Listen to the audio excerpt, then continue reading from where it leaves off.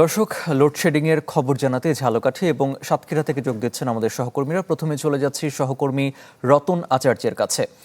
রতন, এই লোডশেডিং ঘিরে সাধারণ মানুষের ভোগান্তি কোন পর্যায়ে, কি বলছেন তারা? আরিফিন, আসলে এই ঝালকাঠিতে দিন দিন লোডশেডিং বেড়েই চলেছে।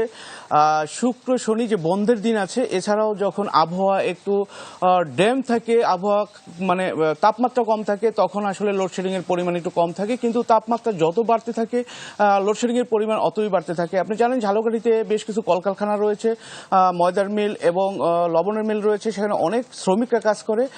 যখন এই লোডশেডিং হয় তখন এই মিল কারখানাগুলো বন্ধ থাকে এবং শ্রমিকরা বিপাকে পড়ে এবং তাদের আয় কমে যায়। এছাড়াও ঝালকাঠি শহরের চেয়ে গ্রাম অঞ্চলে আরও লোডশেডিং এর তীব্র আকার ধারণ করেছে। প্রতিদিন প্রায় 5 থেকে 6 ঘন্টা কিন্তু বিদ্যুৎ থাকে না। তবে বিদ্যুৎ বিভাগ বলছে যে তারা যতটুকু বিদ্যুৎ পাচ্ছে সেই অনুযায়ী তারা রোটেশন অনুযায়ী বিভিন্ন ফিডারে তারা এই বিদ্যুৎ সরবরাহ করছে এবং সেই অনুযায়ী তারা লোডশেডিং দিচ্ছে। এছাড়াও যে এই এইচএসসি পরীক্ষা চলছে, এইচএসসি পরীক্ষায় কিন্তু এই বিদ্যুৎ না থাকার কারণে ছাত্রছাত্রীরাও পড়েছে ভোগান্তিতে। বিরাট কারবার ইউনিক কোডটি সাবমিট করলে জিততে পারো লক্ষ লক্ষ গিফট। বিস্তারিত ফেসবুক পেজে। কেউ কেউ মোম জ্বালিয়ে বা এই গরমের মধ্যে কিন্তু তারা লেখাপড়া করছে।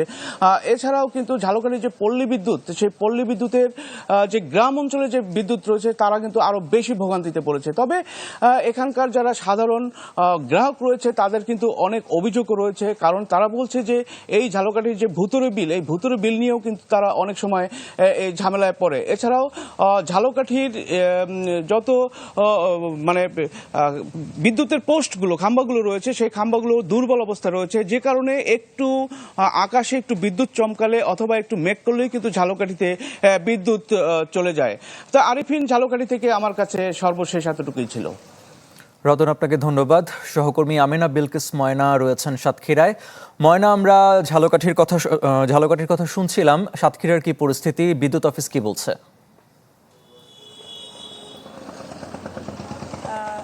আমি দাঁড়িয়ে আছি West zone power distribution company limited অর্থাৎ ওজাপাডিকোর সামনে।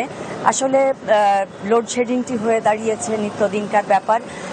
এটি শহরে তবুও থাকে, কিন্তু গ্রামে একেবারেই থাকে না বললেই চলে। সেক্ষেত্রে আসলে ওজাপাডিকোর যিনি কর্মকর্তা তিনি আমাদের সাংবাদিকদেরকে জানিয়েছেন যে ওজাপাডিকোতে 12টি ফিড আছে। এখানে শহরে 22 মেগাওয়াট চাহিদা আছে, কিন্তু পাওয়া যাচ্ছে 15 থেকে 16 মেগাওয়াট। এবং পল্লী বিদ্যুতের অবস্থা আরও খারাপ, সেখানে গ্রাহক আছে 7 লক্ষাধিক।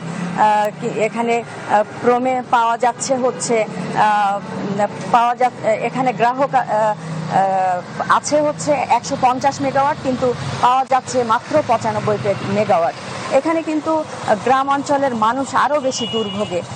এখানে সাধারণ মানুষ যারা আছে, বিশেষ করে বাড়ির গৃহিণীরা, তারা বলছেন যে ফ্রিজ তো চলে না এবং ফ্রিজের মধ্যে যে মাছ, মাংস, শাকসবজি থাকে সেগুলো পচে নষ্ট হয়ে যায়।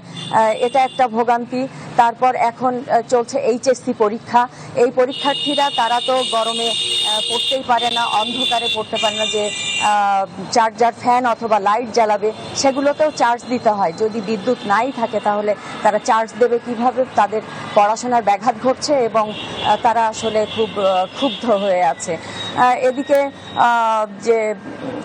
যে বিদ্যুৎ এত বেশি ঘাটতি এবং বারবার এত বেশি চলে যাচ্ছে যে মানুষ দুর্ভোগ পোহাচ্ছে। এদিকে কর্তৃপক্ষ বলছে যে তারা যতটা পাচ্ছে সেরকমই সাপ্লাই দেওয়ার চেষ্টা করছে প্রতিটি জায়গায়। এই ছিল লোডশেডিং এর সর্বশেষ পরিস্থিতি। আরিফিন। ময়না, আপনাকে ধন্যবাদ। দর্শক, লোডশেডিং এর পরিস্থিতির খবর জানাচ্ছিলেন আমাদের সহকর্মীরা। চলে যাচ্ছে অন্য প্রসঙ্গে।